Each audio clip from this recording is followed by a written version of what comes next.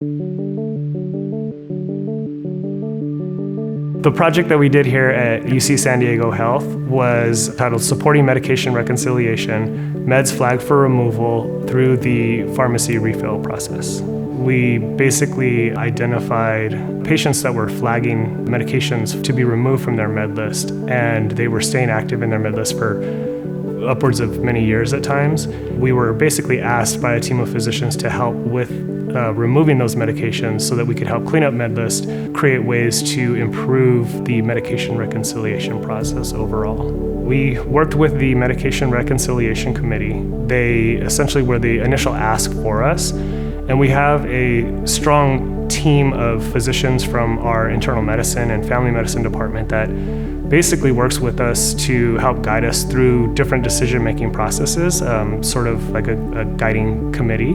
So the root causes for us really were to try to see what we can do to help providers at different levels of interaction with patients to determine more quickly and efficiently what medications the patients need to be on in their med list and which ones they shouldn't be taking. We really just wanted to see what we can do from a non-face-to-face patient interaction perspective and what ways that we could contribute to that process overall and how we can create ways to clean up the process for the providers and make it more efficient for them. June of 2022, we started talking about it and we began piloting it.